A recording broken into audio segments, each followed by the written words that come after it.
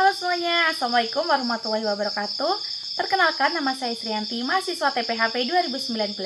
Pada video kali ini, saya akan mempresentasikan jurnal berjudul Effect of Cooking Methods on Glycemic Index and In Vitro Bioaccessibility of Potato Solanum tuberosum Carbohydrates. Selamat menyaksikan. Jadi, jurnal Effect of Cooking Methods on Glycemic Index and In Vitro Bioaccessibility of Potato Solanum tuberosum Carbohydrates merupakan jurnal yang ditulis oleh Abhilasha Singh dan kawan-kawan. Nah, beberapa hal yang akan kita bahas pada video kali ini mulai dari introduction, materials and methods, result and discussion, dan juga conclusion.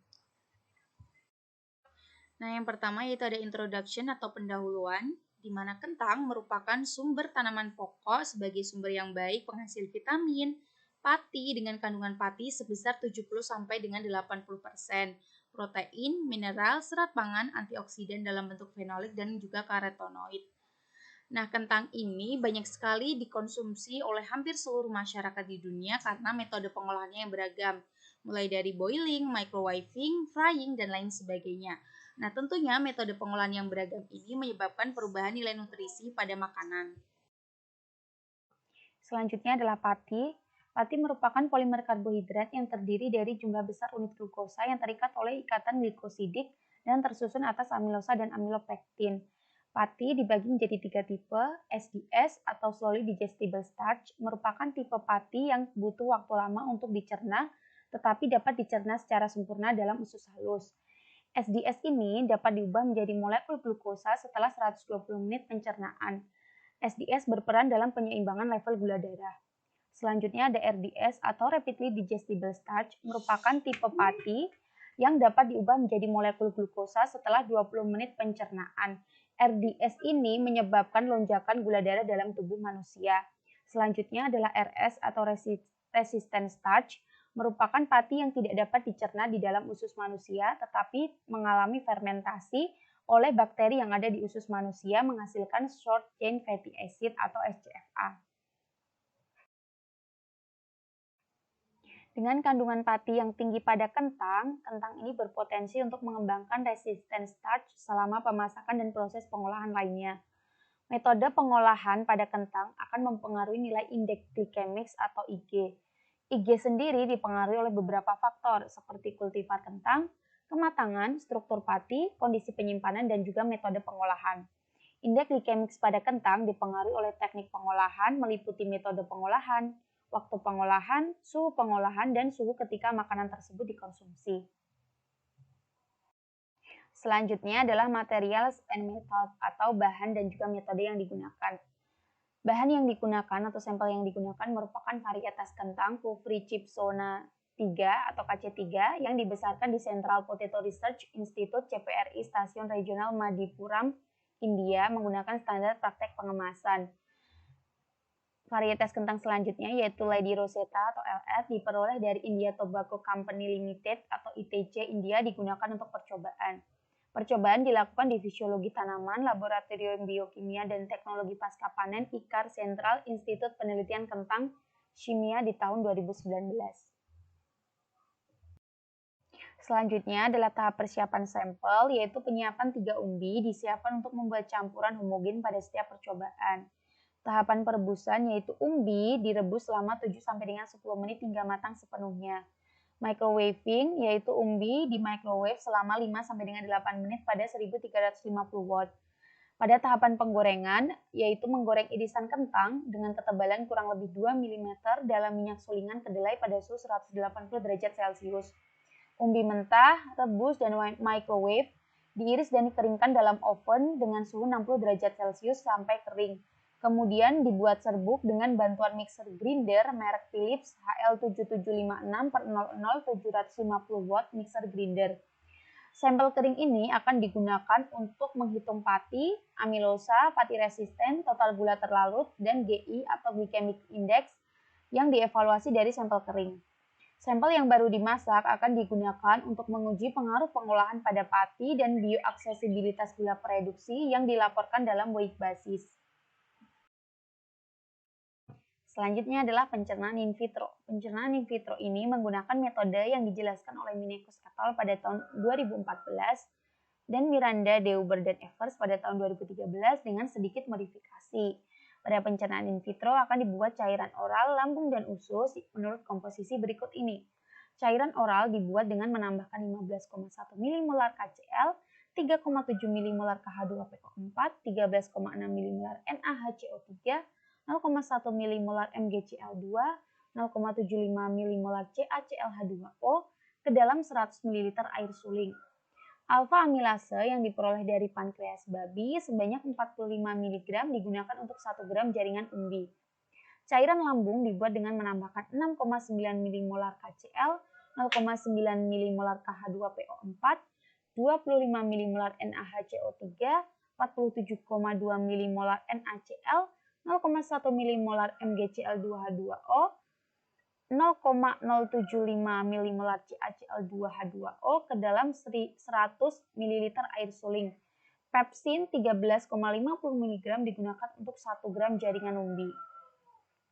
Cairan duodenum dibuat dengan menambahkan 6,8 mmol KCl, 0,8 mmol KH2PO4, 85 mmol NaHCO3, 38,4 mmol NaCl, 0,33 mmol MgCl2H2O2, 0,3 mmol CaCl2H2O ke dalam 100 ml air suling. Pankreatin dari pankreas babi dengan spesifikasi 8 kali USP Sigma Eldridge USA sebanyak 1,8 mg dan garam empedu digunakan untuk 1 gram jaringan umbi. Garam empedu yang digunakan untuk 1 gram jaringan umbi ini sebanyak 11 mg. Selanjutnya adalah prosedur. Prosedur ini dilakukan dengan cairan oral sebanyak 4 ml dicampur dengan 0,18 gram alfa amilase pH 7. Sampel dari masing-masing kentang sebanyak 4 gram. Sampel mentah, rebus, microwave, dan juga goreng ditambahkan, digiling dan diinkubasi pada suhu 37 derajat Celcius selama 2 menit. Sampel sebanyak 50 mikroliter diambil dalam tabung reaksi yang berbeda dan dicampur dengan 950 mikroliter etanol untuk menghentikan aksi enzimatik. Analisis gula preduksi dengan metode DNS dilakukan dalam 3 kali pengulangan atau rangkap 3. Setelah 2 menit inkubasi, ditambahkan 7,85 ml cairan lambung yang mengandung 0,0542 gram pepsin dengan pH 3 dan diinkubasi pada suhu 37 derajat Celcius selama 2 jam. Setelah 60 menit dan 120 menit inkubasi, 50 mikroliter sampel dicampur dengan 950 mikroliter etanol untuk gula preduksi perkiraan. Analisis dilakukan dalam 3 kali percobaan atau rangkap 3. Cairan duodenum sebanyak 15,4 ml mengandung 7,2 mg pankreatin dan 44 mg garam empedu pH 7 telah ditambahkan dalam sampel. Sampel diinkubasi selama 3 jam. Aliquot sebanyak 50 mikroliter dikumpulkan pada 10 menit, 30 menit, 90 menit, dan 180 menit dan digunakan untuk mengurangi estimasi gula. Mengurangi estimasi gula dilakukan dengan sampel sebanyak 50 mikroliter dikumpulkan pada interval yang berbeda selama 3 fase pencernaan in vitro, yaitu fase oral, fase lambung, dan fase usus yang dicampur dengan 950 mikroliter etanol, 2 ml air suling, dan 3 ml larutan DNS. Larutan DNS terdiri dari 1% NaOH, 1 gram asam dinitrosalisilat, 200 mg kristal efenol, dan 5 mg natrium sulfit. Sampel diinkubasi pada suhu didih selama 5 menit. Setelah inkubasi, 1 ml larutan natrium kalium tartarat 40% ditambahkan dan didinginkan pada suhu kamar. Absorbansi tercatat pada 510 nanometer dengan spektrofotometer model 401 per A Thermospektronik AS. Analisis total pati. Analisis total pati dilakukan dengan kandungan pati total ditentukan menurut metode McCready, Google, Silveira, dan Owens pada tahun 1950 dalam sampel kering, mentah, rebus, microwave, dan baru digoreng yang dikumpulkan selama pencernaan in vitro. Estimasi ketersediaan karbohidrat atau ACHO dilakukan dengan sampel kentang ditentukan menggunakan kit magazin sebagaimana disediakan oleh kit ACHO dari Magazine International Airline. Selanjutnya ada estimasi RS. Estimasi RS ini ditentukan menggunakan metode yang dijelaskan oleh Glony et al. Pada tahun 1996 dengan modifikasi dalam protokol. OD akhir diukur dengan spektrofotometer UV vis pada 450 nanometer, spektrofotometer model 401/A, Thermospectronic USA. Selanjutnya adalah estimasi amilase. Estimasi amilosa dilakukan dengan metode yang dijelaskan oleh Fajardo, Jayanti, dan Jansky pada tahun 2013 menggunakan spektrofotometer UV vis untuk mengukur absorbensi kompleks amilosa yodium pada 550 nanometer dan 620 nanometer. Selanjutnya adalah total gula terlarut, yaitu metode yang digunakan dijelaskan oleh Timaya pada tahun 1999. Dilakukan dengan sampel sebanyak 100 mg dicampur dengan 5 ml 2,5 NaCl. Diinkubasi selama 3 jam pada suhu didih dan didinginkan pada suhu kamar. Sampel dinetralkan dengan natrium karbonat dan final volume dibuat hingga 100 ml dan disentrifugasi. Aliquot sebanyak 500 mikroliter dan DH2O sebanyak 500 mikroliter ditambahkan ke dalam tabung reaksi. 4 ml larutan antron yang terbuat dari 200 gram dalam 100 ml H2SO4 ditambahkan dan diinkubasi selama 8 menit pada suhu mendidih. Sampel kemudian dibawa ke suhu kamar dan optical density atau OD diukur pada panjang gelombang 630 nanometer. Selanjutnya adalah glycemic load. Glycemic load dihitung menggunakan formula GL sama dengan GI kali available karbohidrat per 100. Selanjutnya adalah analisis statistik. Semua pengukuran dilakukan sebanyak 3 kali pengulangan. Data dilaporkan sebagai nilai rata-rata plus minus standar error yang berarti. Data analisis menggunakan perangkat lunak GraphPad Prism 7, GraphPad Software Inc. California, Amerika Serikat. Perbedaan antara perlakuan dalam percobaan retrogradasi dilakukan dengan two-way ANOVA dan two-case multiple comparison test untuk membandingkan rata-rata dari perlakuan atau P0,05. Selanjutnya adalah estimasi indeks glikemik. Terdapat beberapa enzim pencernaan yaitu pepsin, amilase, dan juga aminoglukosidase. Langkah yang dilakukan yaitu bubuk kentang direbus dengan air suling dalam tabung mendidih diikuti dengan penambahan buffer fosfat 0,1 molar dengan pH 6,9 dan pengocokan yang kuat. Sebelum penambahan pepsin, larutan pH-nya diturunkan dulu menjadi 2,5 dengan O asam fosfat dan ditempatkan dalam shaker dalam inkubator dengan suhu 37 derajat Celcius 120 rpm selama 60 menit. pH diatur menjadi 6,9 dengan kalium hidroksida 20% diikuti dengan penambahan amilase. Larutan kemudian dipindahkan ke membran dialisis sepanjang 10 cm yang dimasukkan ke dalam tabung sentrifuge 50 ml berisi 40 ml buffer fosfat 0,1 m dengan pH 6,9. Selanjutnya diinkubasi pada suhu 37 derajat Celcius 120 rpm selama 180 menit. Pada setiap interval 30 menit, 0,5 ml aliquot diambil dari tabung sentrifuge hingga 3 jam dan dicampur dengan 1,5 ml 0,4 m buffer natrium asetat dengan pH 4,75 diikuti dengan penambahan 40 liter amiloglukosidase dan inkubasi pada suhu 50 derajat Celcius selama 30 menit.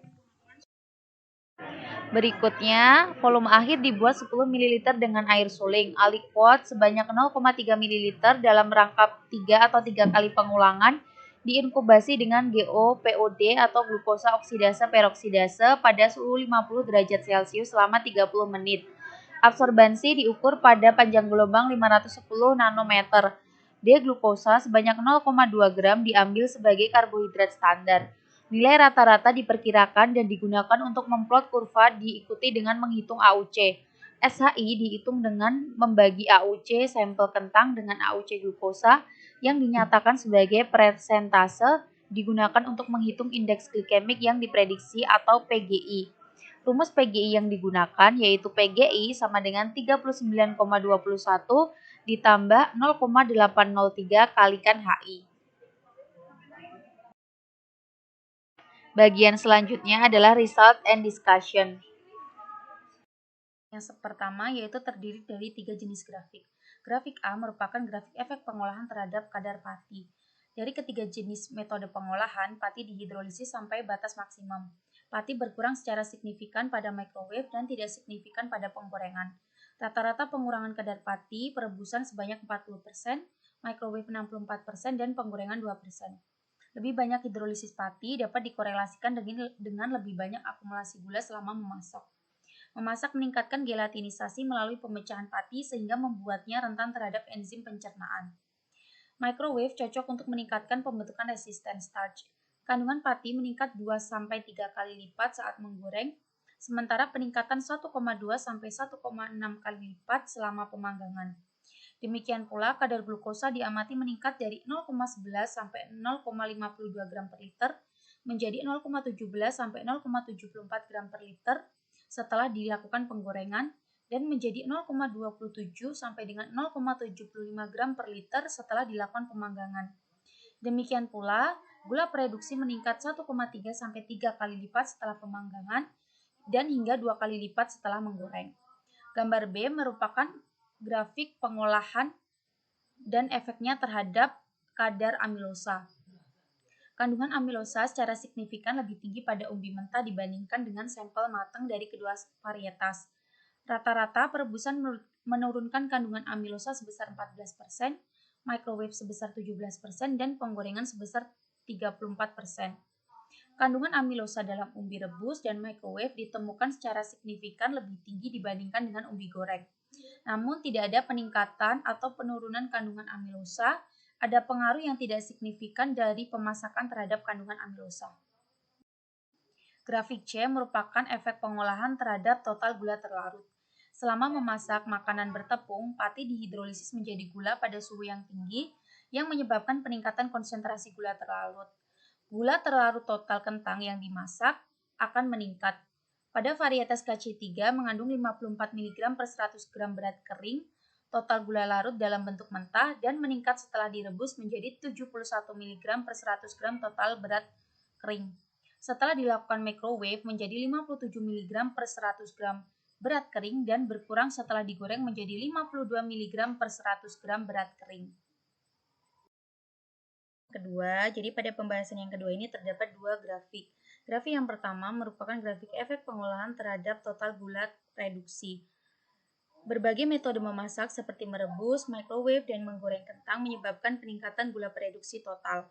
Peningkatan maksimal total gula reduksi diamati pada umbi-umbian microwave dibandingkan dengan mentah yang tersaji pada grafik A.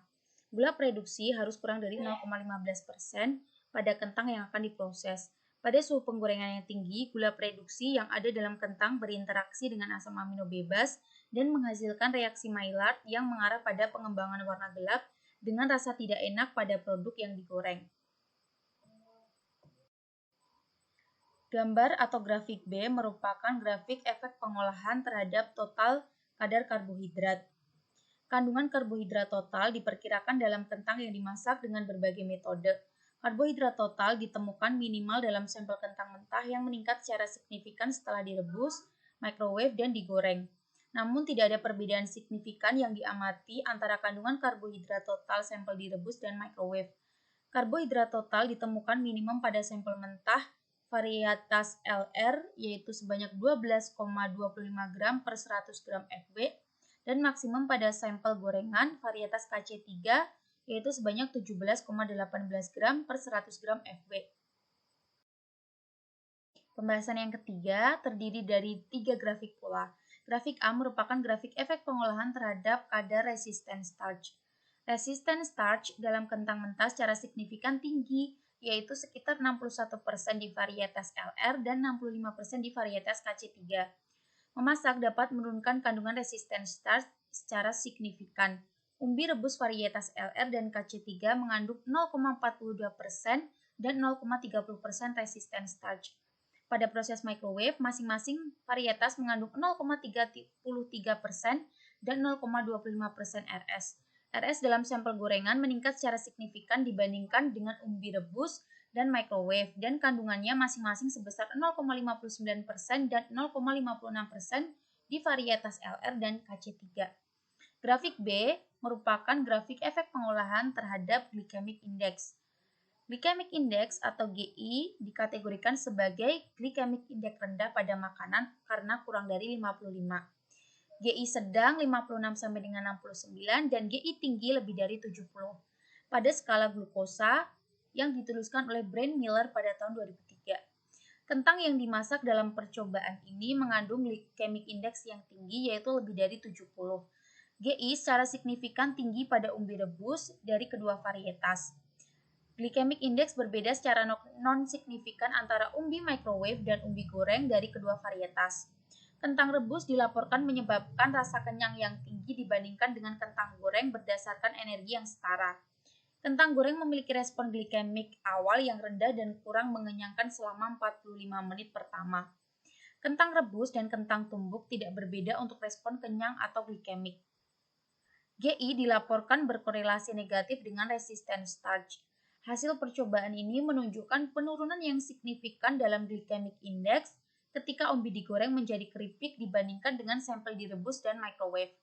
Korelasi positif yang kuat telah diambil antara kandungan amilosa, locus lilin, dan GI yang menunjukkan bahwa amilosa merupakan salah satu faktor utama yang mempengaruhi glycemic index kentang. Grafik C merupakan grafik efek pengolahan terhadap glycemic load atau GL pada kentang varietas Lady Rosetta atau LR dan K. Chipsona 3 atau KC3. Lonjakan kadar gula darah atau glukosa darah postprandial tingkat respon tidak hanya dipengaruhi oleh glycemic index tetapi juga dipengaruhi oleh kandungan karbohidrat total dan glycemic load. Glycemic load adalah dampak karbohidrat pada glukosa darah dan dihitung sebagai glycemic index makanan yang diuji dikalikan dengan gram karbohidrat per ukuran porsi. Glycemic load diamati menjadi minimum dalam microwave dan maksimum dalam sampel kentang goreng bila dirata-ratakan pada kedua varietas. Pembahasan yang keempat yaitu mengenai pengaruh pemasakan terhadap kecernaan pati atau kadar pati in vitro varietas Lady Rosetta dan K. Chipsona 3. Kandungan pati pada umbi KC3 dan LR mentah, direbus, dan digoreng menurun secara signifikan pada fase lambung dan usus. Penurunan kandungan pati dalam umbi mentah LR adalah 22% pada fase lambung dan 56% pada fase usus dibandingkan dengan fase oral. Pada umbi rebus penurunannya yaitu 23% dan 75%. Pada umbi microwave adalah 65% dan 86% pada fase lambung dan usus dibandingkan dengan fase oral. Penurunan kandungan pati pada fase lambung dan usus pada kasus umbi goreng sebanding dengan umbi mentah dan penurunan masing-masing adalah 14% dan 57%. Hasil penelitian menunjukkan bahwa baik perebusan maupun pemanasan pada umbi menyebabkan tingkat pemecahan pati yang lebih tinggi selama pencernaan dibandingkan dengan umbi mentah. Hal ini dapat disebabkan oleh perubahan struktur pati selama pemasakan. Pada KC3, kadar pati menurun pada fase lambung dan usus menjadi 57% dan 74% pada umbi mentah, 32% dan 87% pada umbi rebus, dan 33% dan 77% pada umbi microwave, serta penurunan pada umbi goreng sebesar 27% dan 42%. Produk yang sudah lulus metal detektor. Selanjutnya adalah kesimpulan. Kesimpulan dari penelitian ini adalah diungkapkan bahwa memasak memiliki pengaruh yang signifikan terhadap GI atau glycemic index dan bioaksesibilitas karbohidrat. Secara umum, pemasakan menurunkan kandungan pati, amilosa, dan resisten starch serta meningkatkan gula. Hasil menunjukkan bahwa pemecahan pati dan pelepasan gula adalah maksimum dalam umbi microwave, diikuti oleh umbi rebus dalam kasus kedua varietas. Pelepasan gula paling sedikit terjadi pada umbi mentah. Dalam hal pelepasan gula, umbi goreng rendah dibandingkan dengan umbi rebus dan microwave. Menggoreng tampaknya merupakan metode pengolahan yang baik karena rendah gula, namun tidak direkomendasikan karena kandungan lemaknya yang tinggi. Penelitian ini dapat digunakan untuk memanipulasi pelepasan gula dalam tubuh dengan mengubah metode memasak. Namun, studi in vivo lebih lanjut perlu dilakukan untuk mengkonfirmasi hasil in vitro ini. Sekian video presentasi dari saya. Semoga apa yang saya sampaikan dapat bermanfaat bagi teman-teman semua. Apabila masih ada pertanyaan, langsung saja ditanyakan ya teman-teman. Terima kasih. Wassalamualaikum warahmatullahi wabarakatuh.